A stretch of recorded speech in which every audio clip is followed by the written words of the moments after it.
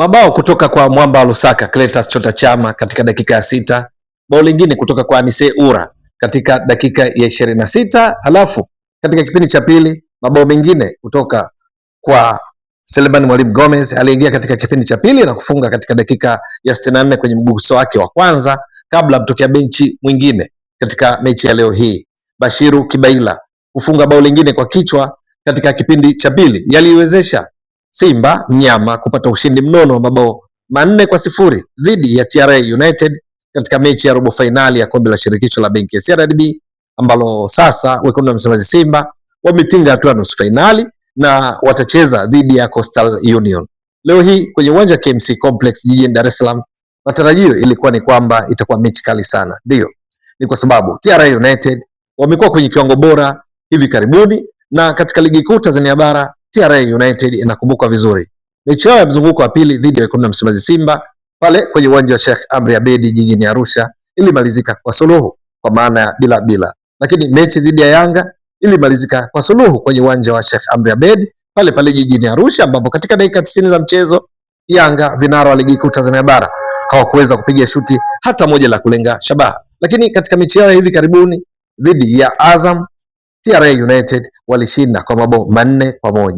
Vivyo hivyo mechi yao dhidi ya Singida Black Stars, TRA United walishinda 2-0, kwa maana TRA United wakiwa chini ya kocha Etienne Ndairagije wamekuwa kwenye kiwango kizuri, na hasa juu ya uwezo wao katika kulinda ambao unawafanya katika ligi kuu Tanzania bara kuwa timu inayoshika nafasi ya 5 kwa ulinzi imara, baada ya Yanga iliyoruhusu mabao 8 katika ligi kuu Tanzania bara, Simba na Azam zilizoruhusu mabao 9, alafu kuna Mashujaa iliyoruhusu mabao 20, wao wameruhusu mabao 21. Lakini katika mechi ya leo hii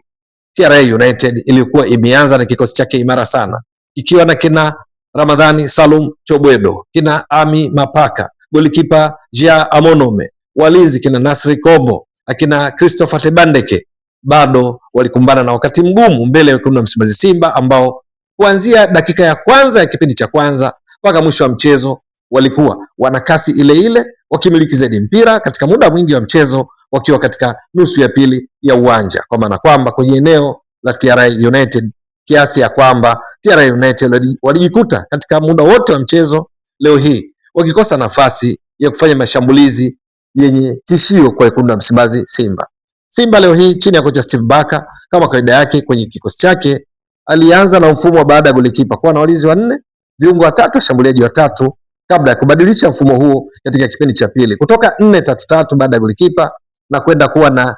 4-2-3-1. Iko vipi? Ni kwamba kwenye kikosi chake alianza na mshambuliaji asiyekuwa wa kiasili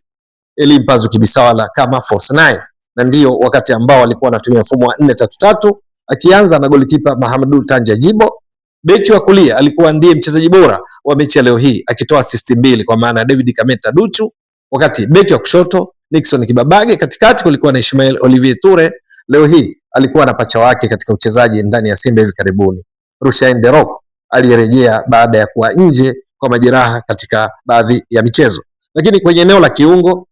Clatous Chota Chama, Alassane Maudo Kante pamoja na Yusufu Kagoma, huku eneo la juu kukiwa na Libase Gay upande wa kulia, kushoto Anise Ura, katikati mshambuliaji wa uongo, mshambuliaji bandia Elie Mpanzu Kibisawala. Simba mpaka mapumziko tayari walikuwa wameshapata mabao 2, lakini katika kipindi cha pili wakaendelea kucheza kwa utulivu zaidi kuliko kipindi cha kwanza ambao walikuwa wanaenda kwa kasi sana. Kipindi cha pili Simba walichofanya ni kuhakikisha mpira muda wote wanakuwa nao wao, kiasi ya kwamba TRA United bado walijikuta wakiendelea kuhangaika kufukuzia mpira, hawakuwa wakiupata mara kwa mara, badala yake ni Simba ndio waliokuwa wakiumiliki. Mabadiliko yaliyofanywa na kocha Steve Barker katika kipindi cha pili yakamwezesha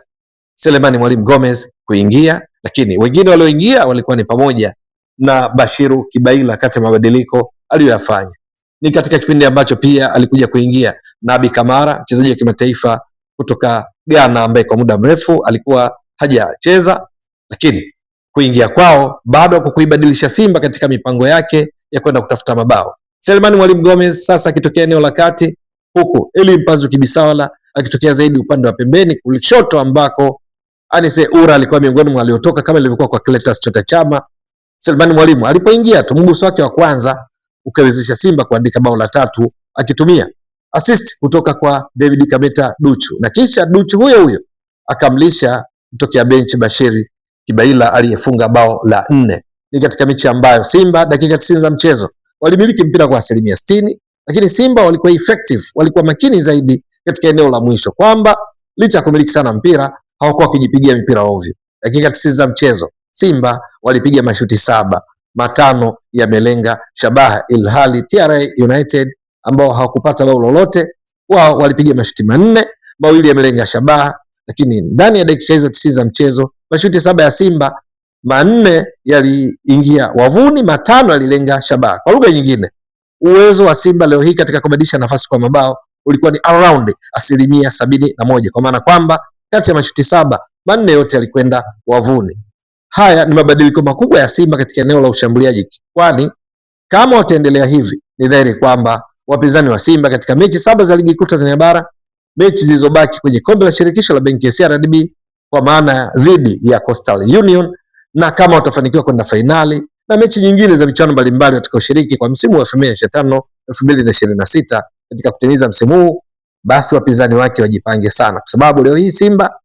kwanza walikuwa na kasi zaidi, pili maelewano zaidi, tatu ufanisi katika eneo la mwisho. Ndio maana dakika 90 za mchezo mashuti waliopiga ni 7 tu, lakini 4 yakazaa mabao. Lakini kwa TRA United licha ya kucheza vizuri katika kuhakikisha kwamba wanazuia, lakini ujio wa Simba uliwapa wakati mgumu, kwa sababu hawakupata fursa ya kuanzisha mashambulizi kutoka kwenye eneo lao. Simba walichokuwa wakifanya ni kile ambacho huwa kinasemwa kwamba unamfanya mpinzani anacheza akiwa amefunikwa blanket, playing under the coach, kwa sababu Simba kitendo chao cha kuwa wengi katika eneo la TRA United katika muda mwingi wa mchezo uliwafanya golikipa Amonome na walinzi wake akina Isaac Mtengo alikuja kutoka na kuingia John Lazarus, beki wa kushoto Valentin Numa, mabeki wa kati Nasri Kombo na mwenzake Tibandeke, viungo wao kina Jamal Dulas, akina Enoki Mtanga Jia, akina Ami Mapaka, akina Salum Ramadhani Chobwedo, akina Ali Nyanzi, walijikuta na wakati mgumu muda mwingi watekeleza majukumu ya kuzuia, kujaribu kunusuru timu yao badala ya kufikiria ya kufanya ubunifu kwenda kulidhuru lango la Simba. Uchezaji huu wa Simba kama watauendeleza, basi wapinzani wake wana wakati mgumu, kwa sababu silaha yao kubwa ilikuwa ni kasi, na mipira yote 50 kwa 50 walijitahidi wao kuipata, huku pia wakimiliki sana mpira, lakini kwa kwenda mbele na sio pasi za kushoto kulia nyuma. Wote performance kwa Wekundu wa Msimbazi Simba leo hii. Je, itakuwa vipi kufikia mwishoni mwa msimu? Simba wataweza kulitwaa taji la kombe la shirikisho la benki ya CRDB ambalo wamelikosa kwa misimu 4 mfululizo likitwaliwa na watani zao wa jadi Yanga? Mtazamaji wa Baduke Stats Sport Next Level, endelea kuunga mkono channel hii kwa kuhakikisha kama una subscribe, una share, una like na kucomment. Mwasilishaji wako ni mimi Ramadhani Mbwaduke almaarufu kama Mzee wa Data. Shukran jazilan. Bye bye.